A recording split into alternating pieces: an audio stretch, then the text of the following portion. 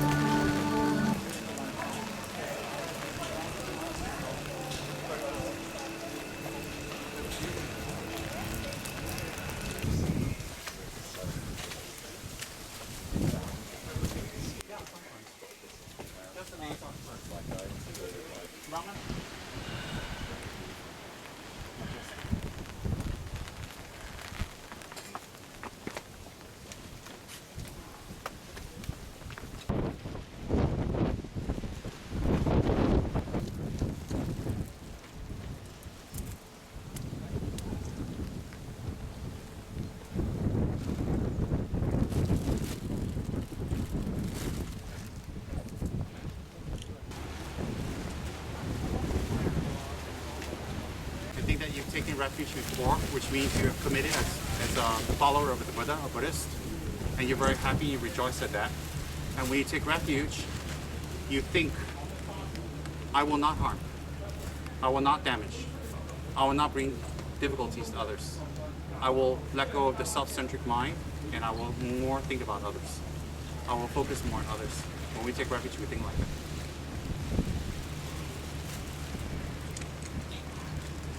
Think like that for a few moments. So in front of the presence of Buddha, you will regenerate and renew your vows after you repeat to me. Okay, so now we face the Buddha.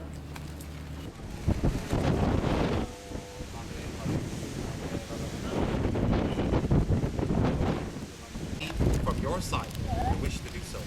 These three combined will plant the seeds again in the future. So when you make that kind of wish, it's like planting a seed in the ground. In the future, you water it, it will grow.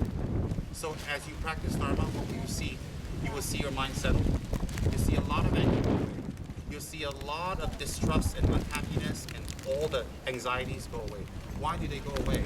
Because you replace it with compassion. You replace it with wisdom. You replace it with a different way of looking at things.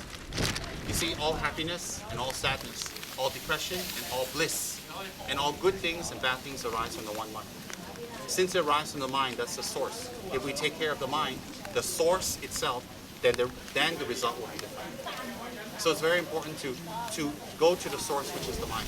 How do we go for that? We have to listen to the Dharma. When we listen to the Dharma, that's knowledge. What's knowledge for? To transform the mind. When the mind is transformed, the results will be different. You will never get results from chanting. You will never get results from just doing Dharma work. You will never get results just from hanging out with a Dharma teacher. You will never get results just from even sponsoring a Dharma teacher. You can only get results. Those are good. You can only get results is when you listen to the Dharma and you think about it, contemplate, and apply it. Whether you call yourself a Buddhist or you don't call yourself a Buddhist is irrelevant. Why is it irrelevant? Those are labels. Those are labels. Those are, for lack of a better word, human constructs. I'm a Buddhist, I'm not a Buddhist. Those are human constructs. But what Buddha taught us is universal. It is just because the Buddha taught it to us, we call it Buddhism and Dharma.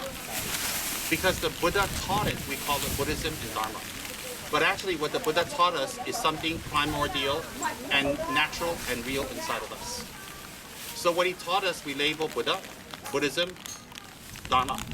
But in actuality, what he taught us is real. For example, if an American scientist find out about atoms, we say, oh, the Americans found out about atoms. It's an American discovery. It's not. Atoms are pervasive throughout the galaxies, billions of galaxies. They don't belong to America. They don't belong to America at all. But we, for convenience sake, we say it's an American discovery. Like that, we say the Buddha discovered it, or the Buddha taught about it. But it's actually not Buddhism, so we shouldn't have that kind of narrow thinking that, oh, if we do this, it's Buddhism, it's just Buddha, and it's religion. We have to go deeper. What Buddha taught us is universal. Why is it universal? Compassion, the development compassion, unhappiness, the human dilemma. Where our problems and difficulties come from? Those are universal, transcending religion, transcending before the existence of religion. Hence, if we listen to the Buddha's teachings, yes, we can call ourselves Buddhists, and that's wonderful. But more important is we don't stop at the label, I'm Buddhist. We don't stop at that label. We need to listen to the Buddha's teachings. When we listen to the Buddha's teachings, we absorb it. When we absorb it, it's not a fanatical, intellectual absorption, but it is a penetration of what is being shared with us. And that penetration is a truth. When we understand that truth and we apply it, we think differently. When we think differently, we react differently. When we react differently, the results are different. When the results are different, then you are practicing Dharma. When you react differently, you will see many conflicts in your mind dissipate. Many conflicts. So therefore, when we come to such a holy place, such as this, we shouldn't come as an ordinary tourist, just looking, oh, it's beautiful, how many meters is it, how long it took to build, how much money. Those are insignificant. Those are not relative. Those doesn't benefit us, unless we want to build a similar one. What is significant is what is placed inside such a holy image of the Buddha. Why do people create Buddha images for 2,500 years? Some people said the Buddha never allowed images of him to be made, so it's idolatry. They're wrong. They're speaking from ignorance. They're talking from no study. They don't know. There is a source. There is a lineage of creating Buddha statues, and big ones. And I wanted to share that with you today, but that place wasn't conducive. Let's see later if we have time. What I'll do is I'll share with you the lineage of Buddha statues, where they come from, why we create them, what's the benefit. And when you listen to that, you'll definitely want to create a shrine.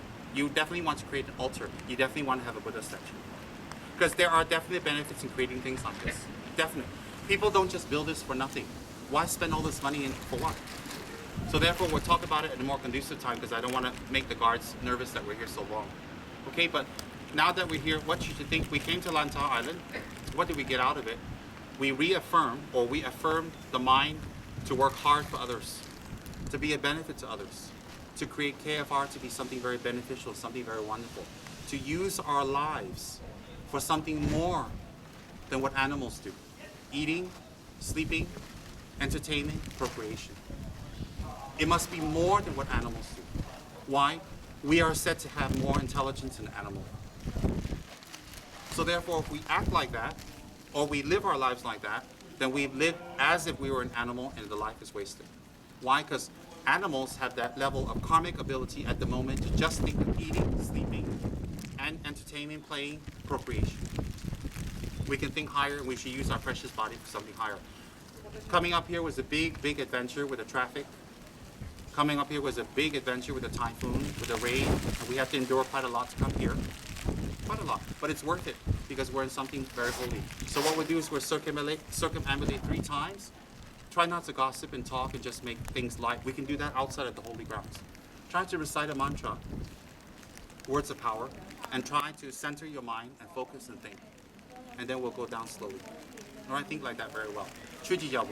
出去脚步松嘎巴，这是那巴贝瓦拉，给予相马西瓦当，都给马路上，大大心里都是当，却要做你那等你，叫我的上嘎巴。